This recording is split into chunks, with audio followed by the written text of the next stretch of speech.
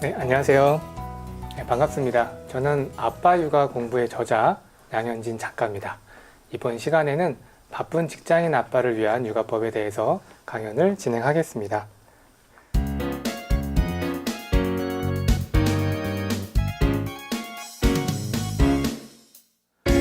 네, 인간이 성공하기 위해서 가장 필요한 요소가 뭐가 있을까요? 네, 돈, 인성, 지식? 네, 지식, 행동, 인성 요 세 가지 중에 눈치 빠르신 분들은 금방 아셨을 텐데요. 바로 인성입니다. 자, 존 맥스웰이라는 사람이 이런 말을 했습니다. 많은 사람들은 지식을 가지고 잠시 성공한다. 몇몇 사람들은 행동을 가지고 조금 더 오래 성공한다. 소수의 사람이 인성을 가지고 영원히 성공한다 라고 말했습니다. 자, 모든 부모님들은 내 자식이 성공하기를 바라실 거예요. 그런데 이 성공을 위해서는 인성이 가장 중요한 부분인데 이건 눈에 잘 안 보여요. 그런데 지식은 어떻나요? 결과가 바로바로 나오고 시험 성적이라든지 이런 것도 눈에 바로 보이잖아요. 많은 부모들이 이 지식에만 집중하는 것 같아서 제가 안타까울 때가 많이 있습니다. 진정한 성공은 이 인성인데 말이죠. 저는 아이들 목욕시키고 나면은 로션을 이렇게 발라줘요. 마사지를 해주면서. 마사지는 아이랑 아빠 모두 재밌어야 돼요. 아이들 보면은 살이 이제 포동포동 하잖아요. 그 살을 이제 주물러주고 있으면은 저도 그날의 스트레스가 다 날아가는 것처럼 아주 기분이 좋습니다. 그리고 아이 발도 주물러주면서 아이 어깨, 팔 이렇게 주물러주고 이제 만세 시키면서 쭉쭉 뻗어주면은 재밌어 해요. 쭈까쭈까 이러면서요. 마사지 놀이처럼 아이와 눈을 마주치면서 하면 재밌습니다. 그 마사지 테크닉이 중요한 게 아니에요. 아이와 교감하면서 얼마나 즐거운 시간을 보냈는지 이게 더 중요합니다. 아이와 유대감을 형성하기 위해서는 이 목욕만 한 게 없어요. 아빠가 자연스럽게 스킨십을 할 수 있고요. 아빠가 목욕시키면 아이랑 더 많이 친해집니다. 아이 피부는 이 뇌랑 밀접하게 연관이 되어 있는데요. 아이 피부에 대한 자극을 아빠가 해주면요. 뇌 발달에도 도움이 많이 됩니다. 이 아이의 정서와 성장에 긍정적인 영향을 미칠 수가 있는 거죠. 이렇게 아빠랑 교감하고 잘 노는 것만으로도 아이들에게 인성교육을 해주는 겁니다. 따로 시간을 내서 인성교육을 할 필요가 없어요. 요즘 보면 인성학원 이런 것들도 있던데 전혀 그럴 필요가 없습니다. 아빠가 잘 놀아주기만 하면 돼요. 애들은 아빠랑 놀면서 양보하는 법, 문제가 생겼을 때 해결하는 법, 또 아빠의 상황 대처 능력 이런 것들을 보고 배우게 됩니다. 이렇게 이런 것들이 가장 제일 좋은 인성 교육입니다. 자, 어딜 가나 예쁨 받는 아이들이 있어요. 그런데 애들이 집에서 사랑을 듬뿍 받은 아이일수록 밖에서도 예쁨 받습니다. 아이들은 이미 완벽한 존재로 태어나요. 부모가 봤을 때는 미숙하고 가르쳐줘야 될 게 많이 있는 것 같지만 아이 스스로 해결할 수 있는 능력을 가지고 이미 태어났어요. 부모는 아이가 스스로 생각하고 해결할 수 있도록 기다려주고 믿어주기만 하면 되는 거죠. 부모가 내 아이가 자꾸 미숙한 존재로 느낄수록 이미 완벽한 아이는 어그러지게 되어 있어요. 그러니까 믿으세요. 내 아이가 이미 완벽한 존재라는 것을 믿고 기다려주기만 하면 됩니다. 부모는 아이를 기다리는 훈련이 필요해요. 이렇게 기다리는 훈련이 필요하다는 걸 인식하는 것만으로도 크게 도약하시는 겁니다. 네, 많은 아빠들이 저지르는 실수가 하나 있는데요. 어렸을 때는 놀아주는 게 한계가 있기 때문에 아이가 더 잘하면 그때 가서 놀아줘야겠다 라고 생각하시는 분들이 있어요. 실제로 저랑 상담하신 어떤 분이 있는데요. 그분은 일주일에 단 한 번밖에 쉬지를 못한대요. 그런데 그 한 번 하루 쉬는데 집에 있지 못하고 또 다른 일 때문에 밖에 나가셔야 된다고 합니다. 그래서 6살짜리 딸이 있었는데 이 딸이 주면 아빠가 자기를 안 놀아주니까 나를 싫어하는 것보다 라고 하고 굉장히 섭섭해한대요. 이 아빠는 애가 좀 더 커서 그때 친해졌을 걸 미리 친해져서 아이가 이렇게 섭섭해한다라고 생각을 하시더라고요. 그런데 과연 그럴까요? 아이의 정서를 담당하는 뇌는 6개월에서 만 3세 사이에 급속하게 발달을 합니다. 이때가 지나고 나면은 정서가 만들어지는 골든타임을 놓치게 돼요. 아이가 거창한 것을 하지 않더라도 소소하게 짧게라도 시간을 보내는 것만으로도 아빠와 교감을 할 수 있는 것이죠. 아빠와의 교감이 이렇게 어려운 게 아닙니다. 거창하게 시간 낼 필요는 없고요. 짧게라도 함께 시간을 보내는 게 가장 쉬운 인성교육입니다. 그 안에는 아이들과 24시간 같이 있다 보면은 스트레스가 많이 쌓여요. 그런데 짧은 시간이라도 아이들과 좀 떨어져 있잖아요. 그러면은 스트레스도 좀 줄어들고 그리움이 더 커집니다. 아이들도 엄마랑 떨어져서 아빠랑 시간을 보내면 조금 더 새로운 경험도 많이 할 수가 있고요. 수많은 연구 결과 그 아빠가 엄마보다 아이의 정서 발달에 큰 영향을 미친다는 내용들이 있습니다. 아빠가 아이와 대인관계를 맺는 중요한 이 세상과의 연결고리 같은 역할을 한다는 건데요. 아빠가 아이에게 관심을 가지고 교감을 나눌수록 인지적 발달, 사회성, 인성에 큰 영향을 미칩니다. 자, 저희 첫째 아이 같은 경우에 어느 날 같이 마트에 갔었는데요. 이 아이가 평소에는 안 그랬는데 갑자기 장난감을 사달라고 떼를 쓰는 겁니다. 그리고 급기야 누워서 이제 울기까지 했어요. 저는 마트 가면 장난감을 안 사줘요. 차라리 나중에 따로 선물을 해줬지 장난감 가게 가거나 마트 갔을 때는 절대 안 사줍니다. 근데 이때 갑자기 막 떼를 쓰면서 사달라고 하니까 굉장히 난감해졌었어요. 그래서 우는 아이를 들고 계단 복도로 나가서 아이랑 얘기를 했습니다.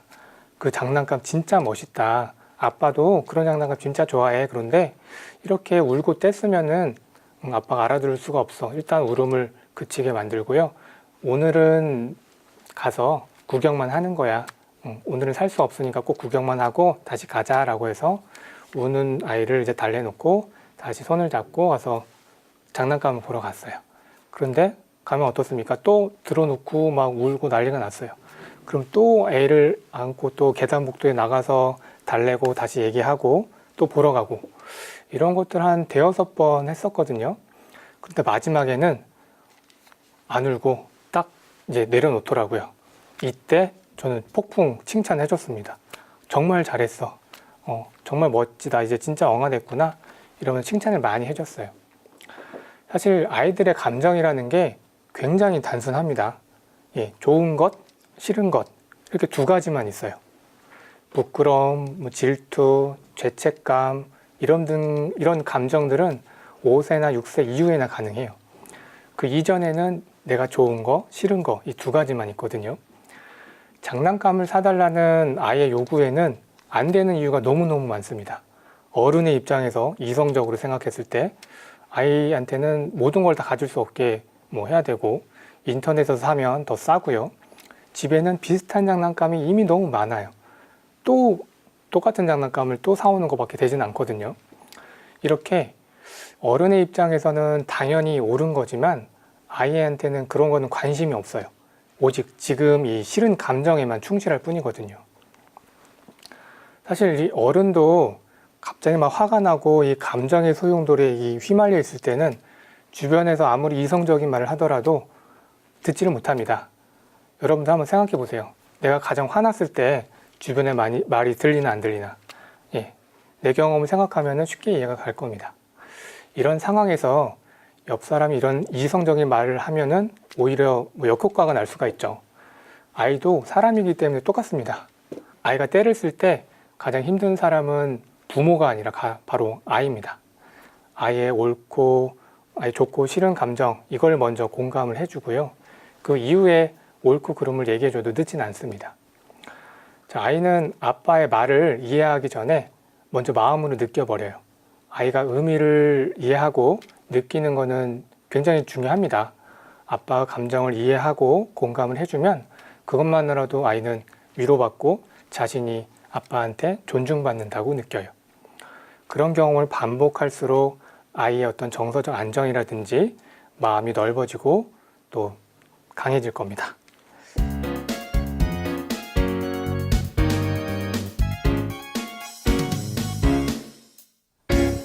자, 독박 육아라는 말 많이 하죠. 부모 한쪽에서만 육아를 전담을 해서 하는 경우 이제 독박 육아라고 하는데요. 이 OECD 가입 국가 중에서 가사에 참여하는 비율이 한국이 가장 낮다고 합니다. 과거의 가부장적인 이런 문화 때문이기도 한데요. 일례로 남자가 부엌에 들어가면 못 떨어진다 이런 이상한 말도 있죠. 네, 저 같은 경우에는 어쩌다가 아빠가 됐습니다. 한마디로 무엇을 어떻게 해야 될지를 잘 몰랐어요. 아무도 이 아빠 육아에 대해서 알려주는 사람이 단 한 명도 없었습니다. 이 아빠가 육아에 대해서는 단순히 아내의 보조적인 역할을 해야 되는 걸까요? 뭐 돈만 벌어다 주면 되는 거 아닐까요? 혹시? 왜 아빠의 역할이 요즘 계속 이렇게 늘어나만 가는 걸까요? 한동안 저는 이런 질문들을 계속 저를 따라다녔어요. 회사 일도 바쁘고 힘든데 집에 오면 이 아빠한테 너무 많은 거를 요구하는 것 같아서 피곤하기도 했어요. TV를 보면은 요즘 아빠에 대한 이미지가 굉장히 많이 바뀌었죠. 과거의 이 가부장적인 아버지 이런 모습에서 요즘에는 가정적인 육아에 적극적으로 참여하는 이미지로 변했습니다. 참 어떻게 보면은 남자들이 참 살기 힘든 세상이 됐습니다. 왜 이렇게 아빠의 역할이 자꾸 중요해지는 걸까요? 그 과거에는 그 대가족이 함께 많이 살았습니다. 아이는 할아버지, 할머니, 고모, 삼촌 많은 가족들이랑 같이 살았고요. 또 이제 앞집, 옆집, 뒷집 이렇게 마을 공동체들이 아이를 같이 돌봤어요. 그러면서 아이는 다양하게 애정을 받으면서 또 많은 경험을 할 수 있는 기회가 되기도 했습니다. 자, 한 아이를 키우려면 온 마을이 필요하다라는 아프리카 속담도 있습니다. 그런데 요즘 핵가족화로 인해서 그 양육에 책임지는 것은 이제 엄마랑 아빠 둘밖에 없습니다. 친척들도 자주 못 봐요. 서로 바빠서. 그래서 아이한테는 그만큼 애정을 받을 기회가 많이 줄어들고 있어요. 아이한테는 엄마밖에 그 다음에 아빠밖에 없는데 아빠가 육아에 관심이 없으면 아이 입장에서는 애정받을 기회가 아예 반으로 뚝 떨어지는 겁니다. 엄마의 애정만으로는 부족합니다. 아빠의 육아 참여가 지금 이 사회에서 대단히 중요한 역할을 하고 있는 거죠. 아무도 알려주진 않았는데 지금부터라도 아빠 육아에 대해서 공부하고 실천을 해야 됩니다. 네, 지금 이 방송을 보고 계시는 분들 중에서 지금 당장 하고 싶은 일이 있으신가요? 뭐 예를 들어서 잠을 푹 자고 싶다든지 배가 고파서 지금 당장 뭘 좀 먹어야겠다 이런 분들도 있을 수 있겠고요. 또는 뭐 어디 여행을 가서 좀 힐링을 하고 싶다 이런 분들도 계실 거예요. 내가 지금 가장 하고 싶은 일, 그 간절함 그 이상으로 아이들은 놀고 싶어 해요. 인생 최대의 목표가 놀이고 그 놀이를 통한 그 즐거움이 아이들 인생의 전부가 되는 겁니다. 그 캘리포니아 심리학대학 교수인 로스파크라는 분이 그 파더 에펙트라는 내용에 대해서 연구를 많이 했습니다. 아이의 성장 발달에 미치는 영향을 분석을 했는데요. 그 결과 아빠가 육아에 참여하는 만큼 아이의 논리성, 도전 정신, 감정 조절 능력, 협동심, 사회성 이렇게 많은 영역에 대해서 긍정적인 영향을 미친다는 것을 발견했습니다. 아빠가 잘 놀수록 아이의 뇌가 발달하고 감정 조절도 잘하고 학습 능력도 향상이 되는 거죠. 자, 24개월 미만 아이 뇌에 대해서 한번 알아볼게요. 이때 뇌가 가장 활발하게 발달하는 시기입니다. 주로 이 오감이 발달하는데요. 시각, 청각, 이 촉각, 후각, 미각 골고루 다 발달을 하게 되는 시기입니다. 특히 이 변연계라는 게 발달을 하는데요. 이 변연계는 이 뇌의 가장 안쪽에 있습니다. 이렇게 감정의 뇌라고도 하는데요. 아이 일생 중에서 이 감정의 뇌가 가장 빠르게 발달하는 시기라서 애정을 듬뿍 표현을 해줘야 돼요. 이 시기에 애정이 부족하게 되면은 정서장애로도 연결이 될 수가 있습니다. 아예 스킨십을 자주 하고 애정 표현을 많이 해주세요. 특히 이 오감을 자극하는 놀이를 통해서 뇌를 골고루 발달시킬 수가 있습니다. 네, 다음은 생후 48개월에서 만 6세 사이의 뇌를 알아보겠습니다. 이때는 이 전두엽이 가장 발달하는 시기인데요. 이 전두엽은 뇌의 가장 앞쪽에 위치를 하고 있습니다. 이 앞에 있죠. 이 전두엽은 종합적인 사고, 창의력, 판단력, 집중력, 감정의 뇌를 조절하는 가장 중요한 부위입니다. 이쯤 되면은 이제 학습을 할 수 있는 준비가 된 겁니다. 그렇다고 이 시기에 무리하게 학습을 강요해서는 안 됩니다. 초등학교 입학 전에 암기 위주의 학습을 하게 되면은 뇌의 일부만 자극을 받게 돼요. 일시적으로 일부분만, 일부 회로만 발달을 하게 되는 거죠. 결과적으로 이 시기에 왕성하게 골고루 발달해야 되는 이 전두엽이라든지 각종 뇌에 큰 영향을 미치지는 못합니다. 역할놀이라든지 상상놀이, 협동놀이 이런 놀이를 통해서 문제 해결 능력이라든지 집중력을 극대화시킬 수가 있습니다. 특히 또 이 시기에 예절교육이나 인성교육 이런 것들을 하면은 아주 인성이 좋은 아이로 성장을 시킬 수가 있습니다.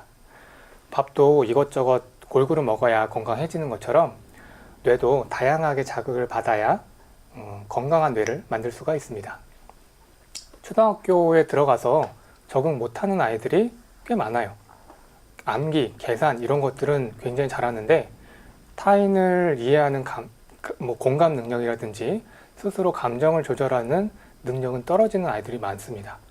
그래서 친구들과 잘 어울리지를 못하고 따돌림을 당하는 경우도 있어요. 많은 부모들이 우리 아이들은 빠르게 성장하고 또 똑똑해지기를 원하고 있습니다. 그런데 아이에게 너무 많은 정보를 쏟아내다 보면은 아이도 이 뇌 성장에 필요 이상으로 재촉을 받게 됩니다. 인간은 그 각각 시기에 맞춰서 모든 것들이 이제 골고루 발달을 해야 되는데요. 준비가 안 된 상태인데 무수하게 자극을 받고 재촉하면은 그 결과물이 과연 나올까요? 조기교육, 선행학습 이런 것들도 좋지만 적절한 시기에 아이한테 충분한 놀이를 통해서 균형 있는 뇌를 만들어 줘야 됩니다. 특히 이 아빠와 놀이를 통해서 몸과 뇌를 발달시킬 수가 있는데요. 아빠와 충분히 잘 놀아본 아이일수록 학교에 가서도 적응을 잘 하게 됩니다. 내 아이의 뇌가 걱정이 된다면 지금 당장 아이랑 놀아주는 것부터 시작을 해보세요.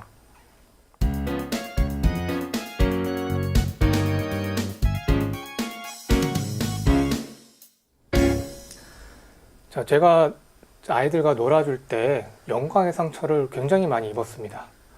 첫째 아이가 특별히 너무 막 흥분되고 좋아하면은 이빨로 무는 버릇이 생겼어요. 옷 위를 물 때는 상관이 없는데 그 아이 그 작은 입으로 제 살을 물면 엄청 아파요. 그것도 연약한 살만 이렇게 물어버리더라고요. 허벅지 안쪽이나 팔 안쪽 이렇게 연한 살들. 살을 물릴 때 저도 모르게 막 소리를 지르면서 아이를 막 밀쳐냈어요. 저도 놀라고 아이도 놀란 거죠. 처음에는 막 화도 나고 이러는데 좀 참고 불러서 얘기를 해줬어요. 이빨로 물면 아빠가 너무 아프니까 다음에 아빠가 너무 좋으면 무는 대신에 와서 뽀뽀를 해줘. 이렇게 얘기를 해줬어요. 이런 과정을 몇 번 거치니까 더 이상 물진 않더라고요. 물리는 것 이외에도 애한테 굉장히 많이 맞았습니다. 어느 날은 아빠 목을 이렇게 손으로 꽉 쳐가지고 제가 탁 이러면서 숨이 막힌 적도 있었고요. 아이들은 힘 조절을 잘 못해서 손바닥을 얼굴을 그냥 쫙 때려버려요. 그럼 쫙 소리가 나면서 막 따개도 여러 번 맞았었고요. 이럴 때면 이제 분노가 막 끌어올리고 막 소리도 지르고 싶지만 심호흡을 좀 하면서 일단 제 마음을 진정시킵니다. 그리고 얘한테 다시 한번 주의를 줘요. 그리고 이제 살살 쳐보라고 다시 기회를 줍니다. 그러면 톡톡톡 이러면서 다시 쳐요. 그럼 이때 이제 그래 그렇게 살살 치는 거야. 세게 치면 아예 하니까 이렇게 살살 쳐줘. 이렇게 얘기를 해줍니다. 아이들한테는 이제 잠재되어 있는 공격성이 있어요. 그런데 아빠랑 과격하게 놀면서 그런 공격성을 일정한 규칙 안에서 자제하고 또 최소화할 수가 있습니다. 아이는 처음에는 이 힘 조절을 어떻게 해야 되는지 잘 몰라요. 근육에 어느 정도 힘을 줘야 되고 반응해야 되는지 익숙치가 않은 거죠. 그런데 아빠랑 놀면서 힘의 강도를 조절하고 감정을 조절하는 방법을 배울 수가 있어요. 아이가 투정을 부리는 이유는 대부분 이 놀이에 대한 갈증 때문입니다. 충분히 신나게 놀아본 아이들은 투정을 잘 안 부리고 잘 따라와줘요. 아빠와 격렬한 놀이는 아이의 불만, 불안, 스트레스 이런 부정적인 감정을 해소를 할 수가 있습니다. 그 아이는 어린이집이나 유치원 다녀오고 나서 하루 종일 엄마랑 같이 시간을 보내요.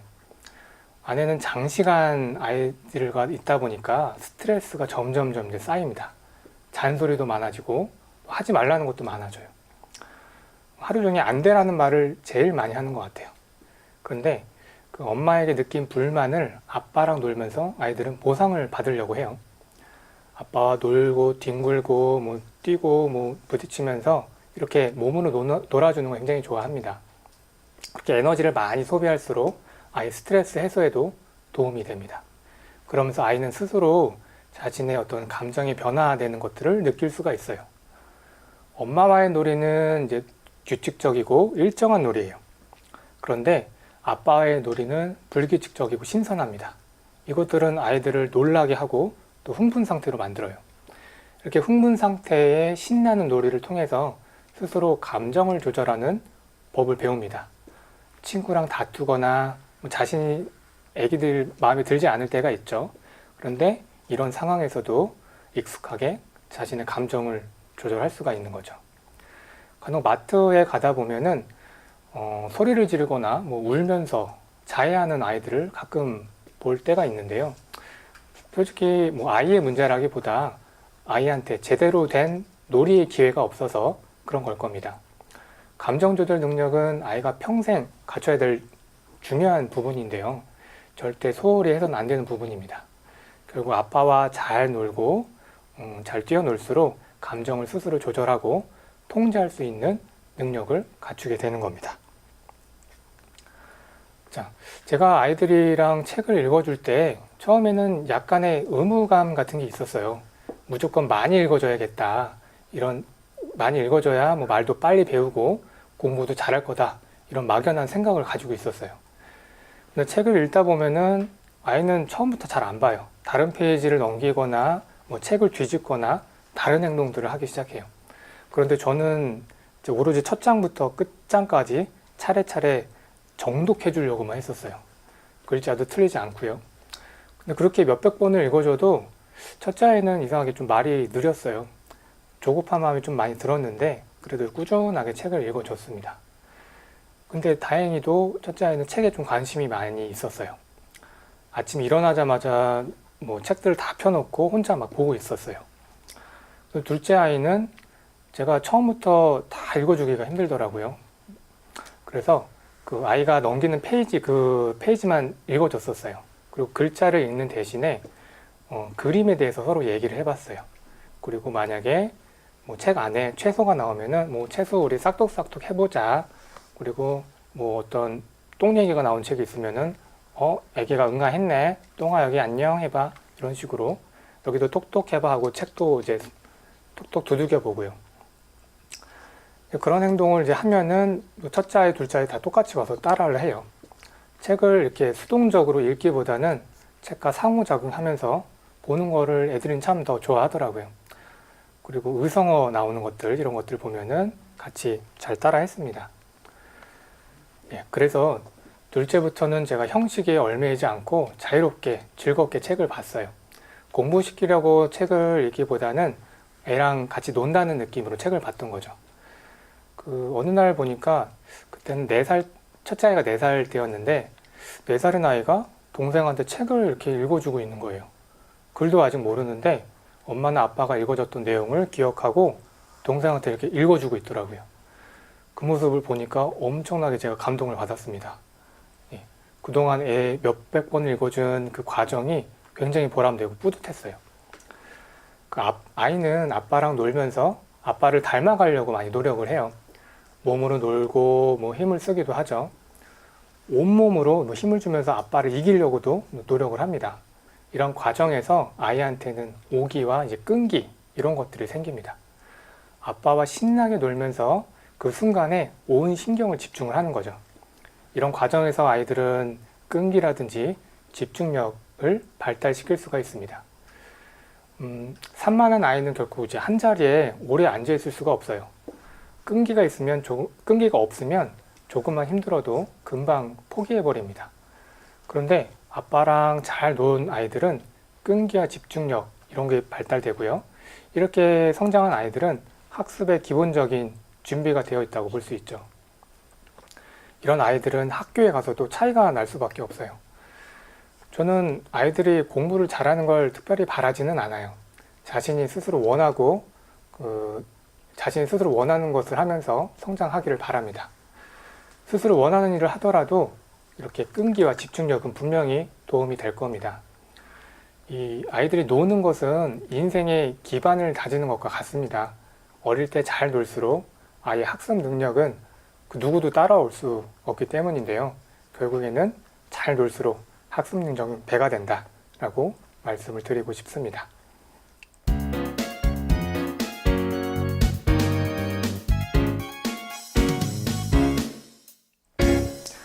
자, 제가 퇴근하고 집에 와서 아이들이랑 노는 거는 항상 힘들었어요. 빨리 쉬고 싶은데 아이들이랑 놀아줘야 되는 상황이 오면은 제 자체만으로도 놀이에 집중하기 어려웠어요. 집중해서 아이가 집중해서 놀아도 다른 일들이 계속 일어났습니다. 어떤 날은 아이가 우유를 먹다가 우유팩을 다 흘려버렸어요. 그래서 바닥이랑 옷이 다 이제 우유로 묻었었는데, 그래서 애들 우유 다 닦아주고 옷 갈아입히고 다시 또 놀려고 하면은 또 기저귀에도 똥도 싸놨어요. 그러면은 또 기저귀도 갈아줘야 되고, 이렇게 계속 놀이를 하다가 중단되고 또 하다가 중단되고 이렇게 어떤 브레이크가 자꾸 걸렸었거든요. 그래서 저는 하루 10분 놀이법을 개발했습니다.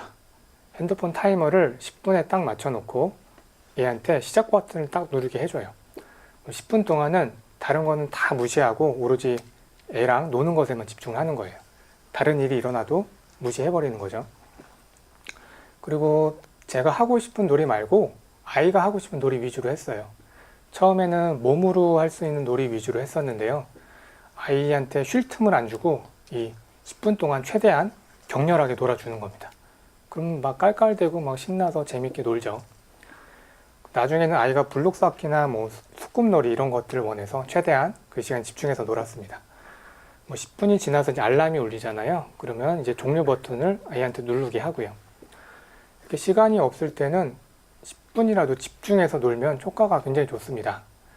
10분이라도 집중해서 놀면은 건성으로 몇 시간 논 것보다 100배 더 나아요. 시간의 여유가 조금 더 있으면 10분 놀이로 끝날 게 아니라 조금 더 다른 놀이를 해서 조금씩 더 놀면 좋습니다. 10분 놀이가 메인이 아니라 일종의 보너스라고 생각을 하셔야 돼요. 절대 메인 놀이가 아닙니다. 자, 재미있는 놀이에 4가지 요소가 있는데요. 아이가 주도권을 스스로 갖고 하는 놀이가 정말 재미있는 놀이입니다. 놀이의 주도권을 쥐고 자신의 놀이, 그 테두리 안에서 아빠를 이렇게 합류시켜요. 이런 놀이는 누가 시킨 게 아니라 아이가 자발적으로 하는 놀이입니다. 그러니까 아이는 실증을 느낄 틈이 없어요. 그리고 무엇보다 놀이에 참여하는 아이랑 아빠 모두 다 재미있습니다. 재미있는 놀이는 학습이나 다른 교육적인 목적 없이 놀이 자체에만 집중을 해야 되는데요. 어떤 교육의 놀이에 학습적인 놀이 요소가 들어가게 되면은 순간 정말 재미없는 놀이가 되어버립니다. 아이들의 눈치가 굉장히 빨라요. 이건 무슨 색이지? 이건 바퀴가 몇 개야? 이러면서 조금 교육적으로 하려고 하면 금방 실증을 내버려요. 옆에서 보는 저도 정말 재미없거든요. 그렇게 놀면. 자발성, 주도성, 즐거움, 학습 목적 없는 이렇게 순수한 놀이 4가지 요소가 있어야 정말 재미있는 놀이가 됩니다. 그 많은 시간을 애랑 놀았다고 해서 제대로 놀아준 거는 절대 아닙니다. 제대로 논다는 거는 실제로 아이랑 상호작용하면서 재미있는 놀이를 한 경우뿐이에요. 그래서 놀이는 양이 아니라 질이라고 할 수가 있습니다. 짧은 시간이지만 아이랑 상호작용하면서 이 자발성, 주도성, 학습, 목적 없는 놀이 이런 것들을 통해서 놀이의 질을 높일 수가 있습니다. 자, 놀이를 할 때 주의해야 될 점이 몇 가지 있는데요. 첫 번째로 아무 조건 없이 하는 겁니다. 말을 안 들으면은 너랑 안 놀아줄 거야 이렇게 조건을 달면 안 돼요. 아이한테는 세상이 무너지는 소리고요.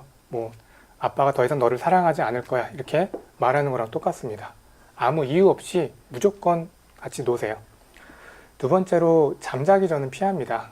이 몸으로 격렬하게 놀다 보면은 아이가 흥분 상태가 되기 때문에 잠잘 때 잠이 들기가 어려워요. 낮잠이나 저녁 잠자기 바로 전 시간은 피하는 게 좋습니다. 어쩔 수 없이 잠자기 전에 해야 될 경우에는 격렬히 몸으로 하는 놀이는 피하고요. 세 번째로 놀이는 온 신경을 아이한테 집중해야 됩니다. 아이의 표정, 몸짓, 숨소리까지 다 살피세요. 그러면 평소 알지 못했던 아이의 어떤 습관이라든지 모습을 볼 수 있는 기회가 생깁니다. 아이한테 집중할수록 아이가 어떤 놀이를 원하는지 더 잘 이해할 수가 있고 놀이의 질이 올라갈 수가 있습니다. 넷째로 놀이 형식에 얽매이지 마세요. 아이에게 이 놀이는 아이에게 이 놀이에 대해서 이건 이렇게 하는 거야 이러면서 너무 규칙 안에서만 놀려고 하지 마세요. 규칙은 아이가 만들어도 상관없어요. 아이 스스로 놀이를 개발하고 놀 수 있게 풀어주기만 하면 됩니다.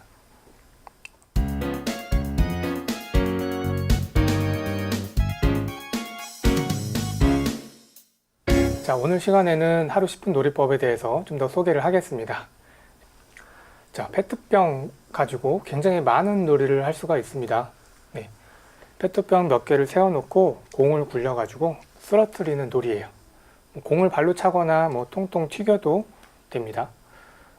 이 놀이를 통해서 아이들은 공의 각도라든지 바닥을 튕기는 공의 힘 이런 것들을 자연스럽게 이해를 할 수가 있습니다. 그런데 저희 집 같은 경우는 첫째 아이가 이렇게 페트병 볼링을 치고 있으면 둘째가 와서 다 무너뜨려 놔요. 그러면은 이제 그때부터 또 울음바다가 됩니다. 그래서 첫째랑 둘째 이렇게 아이들이 여러 명이면은 각각 이 페트병을 만들어줘서 각자 놀 수 있게 만들어주면 됩니다. 자, 페트병 분수인데요. 이 페트병 밑에 이렇게 구멍을 뚫어줍니다.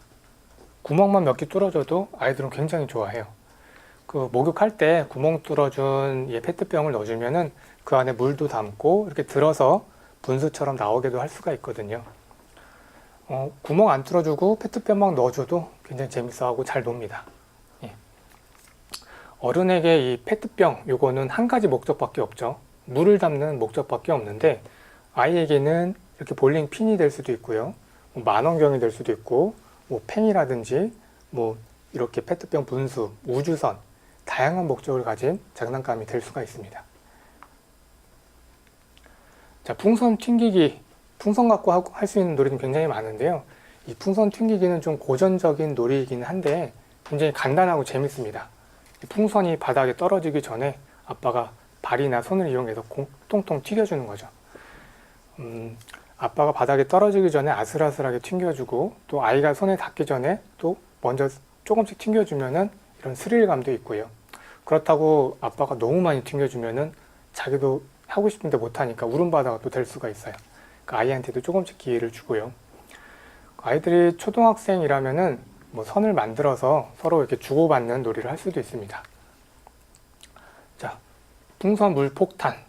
이거는 제가 학교 다닐 때 많이 했던 놀이인데 이것도 집에서 할 수가 있어요. 풍선 안에 이렇게 물을 담아가지고 아이들 놀 때 같이 넣어주는 겁니다. 그럼 서로 주고받으면서 만지기도 하면서 신기해해요. 그러다가 터져도 목욕탕에서 노는 거니까 상관은 없겠죠. 수도꼭지 입구에 이 풍선을 이렇게 딱 껴가지고 물을 틀면 쭉 커지잖아요. 이렇게 커지는 모양을 아이들은 굉장히 신기해하고 재미있어 합니다. 그리고 로켓 풍선, 이것도 이건 제가 해도 재밌어요, 솔직히. 바람을 이제 풍선 안에 넣고 주둥이를 쫙 놓으면은 로켓처럼 발사가 되잖아요. 하늘로 올려주면은 굉장히 재밌습니다. 아이들이 이렇게 일직선으로 날아가는 풍선을 보면서 자기도 해보겠다고 막 난리가 날 거예요. 풍선을 안 날리고 풍선 방구 소리를 낼 수도 있어요. 예. 그 풍선을 딱 갖고 엉덩이로 갖고 옵니다. 그리고 풍선 요 주둥이 부분을 이제 조금씩 이렇게 움직이다 보면은 뿡뿡뿡 소리가 나요. 그러면 이거 누가 방구 꼈지? 이러면서 아빠도 해보고 엉덩이에도 이렇게 대보면서 상황극을 만들면 좀 더 재밌는 놀이가 됩니다. 자, 택배 주문 이렇게 오면은 박스가 집에 많이 생기잖아요.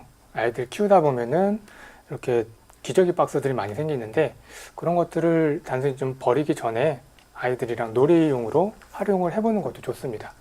단지 좀 지저분하거나 먼지 나는 거는 좀 버리고요. 깨끗한 박스를 써야겠죠. 저는 주로 이렇게 기저귀 박스를 많이 이용하는데요. 아이들을 박스 안에 넣고 좋아하는 장난감을 그냥 넣어주세요. 그러면 그거 자체만으로도 재미있어 하고요. 저는 아이가 이제 남자애 2명이기 때문에 박스 2개를 이렇게 연결을 시켜줬어요. 이거는 자동차다 그러면서 집에 밀고 다니는 거죠. 그런데 이 박스를 밀고 다니면 굉장히 힘들어요. 체력도 많이 소모되고. 그래서 첫째 아이한테 밀어보라고 하니까 동생 밀어주면서 굉장히 잘 놀더라고요. 이 박스에 그냥 밀는 것보다 그림도 그려주고요. 잘 안 보이지만 이렇게 풍선도 달아주면은 이 박스에 더 애착이 많이 갈 겁니다. 그리고 어른 시각에서는 이 재활용품으로 생각했던 것들이 이 생각의 전환으로 훌륭하게 장난감이 이렇게 됩니다. 아이들은 비싼 장난감을 원하는 게 아니에요. 놀이를 통한 재미만을 원하는 거죠. 그래서 큰 박스 같은 경우에는 이렇게 문도 만들어주고 이렇게 창문도 만들어줬어요. 그러니까 이 박스 안에 장난감을 다 갖고 와서 이 안에서만 놀더라고요. 굉장히 안정감을 느낍니다, 아이들은. 그리고 이렇게 한 가지 재료만으로도 여러 가지 놀이를 이렇게 할 수가 있는데요. 이렇게 어떤 주변의 재료들이 놀이의 대상으로 탈바꿈하면서 아이들은 그 사고의 전환을 일으킬 수가 있습니다. 물건이 한 가지 목적이 아니라 다양한 목적으로 활용될 수 있다는 것을 배울 수 있는 거죠. 이런 사고의 전환을 통해서 아이들은 창의력 발달에 도움을 줄 수가 있습니다. 자, 저는 자기 전에 아이들을 같이 누워가지고 책을 이렇게 읽는데요.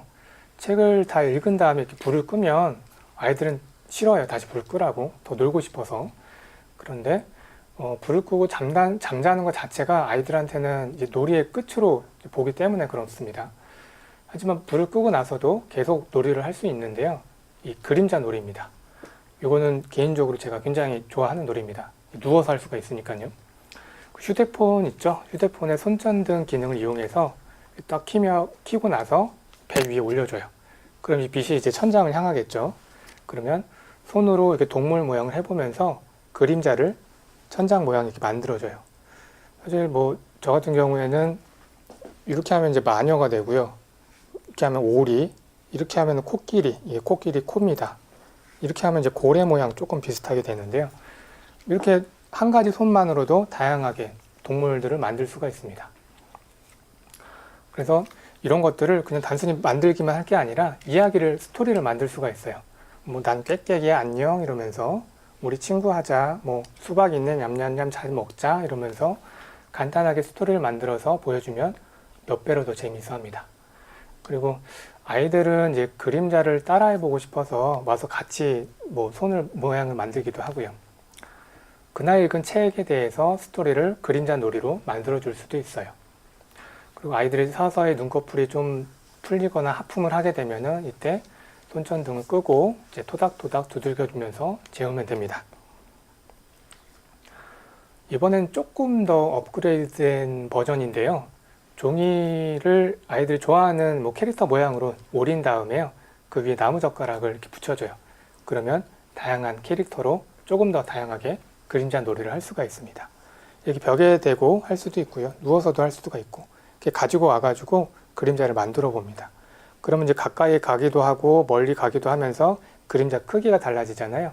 그러면서 아이들은 어떤 이 빛에 대한 이해도 할 수가 있고요. 다음은 종이컵 쌓기 놀이입니다. 예. 아이들이랑 이렇게 종이컵으로 성을 쌓으면 집중력을 높일 수가 있어요. 이렇게 성을 쌓다 보면은 무너지기도 하고 아이가 좌절을 할 수도 있는데요. 응원하면서 다시 한번 이제 쌓아보면 좋습니다. 높게 쌓다 보면 아이 성취감도 굉장히 올라가고요. 사실 이 종이컵은 쌓을 때보다 무너뜨릴 때가 더 재미있어요. 그 다다다다 해가지고 촥 무너뜨리면은 마치 볼링핀 그 스트라이크 칠 때처럼 촤륵 이런 소리가 납니다. 예, 이때 스트레스 해소도 굉장히 좋고 마음도 굉장히 시원해져요. 종이컵으로 또 다른 놀이도 할 수도 있는데요. 아이를 눕혀놓고 이렇게 종이컵으로 쭉 아이 몸 모양대로 이렇게 쭉 쌓아봐요. 그 다음에 아이를 이렇게 일으켜주면은 얘 몸이 그대로 나오겠죠. 그럼 내 몸이 이런 모양이었구나 하고 굉장히 신기해합니다. 예, 반대로 아빠가 누워가지고 똑같이 해보라고 하면 아빠 몸 모양대로 이렇게 종이컵을 쌓으면서 아빠의 어떤 몸에 대해서도 이해를 할 수가 있고요. 종이컵 집을 지을 수도 있어요. 예, 네모나게 해서 집을 한 두세 칸 정도 해서 만들면은 집 모양이 돼서 그 안에서 또 놀면서 좋은 시간을 보낼 수가 있습니다. 자, 그 로봇이 나오는 애니메이션 영화를 보면 로봇들이 그 정해진 선 위로만 이렇게 다니는데요. 전 이걸 보고 착안을 해서 집에도 이렇게 길을 만들었어요. 노란색 테이프를 이용해서 쭉 안방부터 뭐 거실까지 쭉 이렇게 이어졌습니다. 그리고 아빠가 요 선 밖에는 악어가 산다 하면서 막 떨어져서 으악 이런 뭐 리액션도 좀 취해주고요. 그러면은 얘들은 이 정해진 요 선 위에서만 다니려고 조심조심 이렇게 다닙니다. 예. 그 아이들한테는 집에서 뛰지 말라고 말을 많이 하잖아요. 밑에 아저씨가 올라온다 이러면서 협박을 하기도 하는데 이렇게 선을 만들면은 그 위로만 이렇게 다녀야 되기 때문에 뛰지 말라는 얘기를 할 필요가 없습니다. 근데 이것도 호기심이 떨어지면 또 뛰어다니긴 해요. 그리고 또 호기심이 조금 떨어지면 이렇게 자동차를 가지고 그 위로만 이렇게 다닐 수도 있고요. 이렇게 한 가지를 만들어주면은 아이들 스스로 또 새로운 놀이들을 계속 개발해서 잘 놉니다. 자, 처음부터 여러 가지 놀이를 하기보다는 하루에 한 가지만 정해서 아이가 집중해서 놀게 해주면은 재미있는데요. 처음에는 함께 하지만 아이가 방법을 알게 된 이후에는 혼자 할 수 있는 기회를 주는 것도 중요합니다. 아이가 어떤 놀이를 완성했을 때 폭풍 칭찬을 해주면 성취감 그대로 느낄 수가 있을 겁니다. 우리들이 그 동일한 시간을 투자하더라도 사람마다 얻어지는 결과가 굉장히 다릅니다. 그거는 이 집중력의 차이인데요. 그래서 아이가 무엇을 배우는가 보다 어떻게 집중해서 배우는지 우리들은 더 중점을 둬야 됩니다. 아빠가 함께하는 여러 가지 놀이를 통해서 아이들의 집중력은 굉장히 향상이 될 겁니다. 자, 이렇게 잘 놀면은 엄마가 흐뭇하게 바라볼 겁니다. 슈퍼 그레이트 이러면서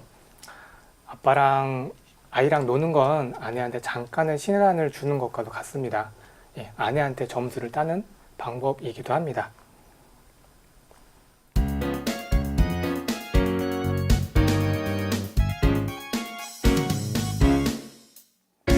자, 어느 날 제 누나한테 전화가 왔어요. 아버지가 이제 간경화 때문에 굉장히 좀 심각한 상태다. 이제 살 날이 3개월밖에 안 남았다. 이런 얘기를 하면서 막 울면서 전화를 했어요. 제가 그때 딱 느꼈던 거는 아버지가 몇 년 더 사셨으면 좋았을 텐데 3개월밖에 안 남았다고 하니까 마치 제가 고아가 될 것 같은 느낌이 들더라고요. 저도 아내랑 아이들이 있는데 제 아버지의 존재만으로도 저는 굉장한 안정감을 느끼고 있었던 거죠. 그래서 제 일부 간을 70%를 잘라서 아버지한테 이식을 해드렸어요. 예. 그래서 지금은 건강하게 잘 지내고 계십니다.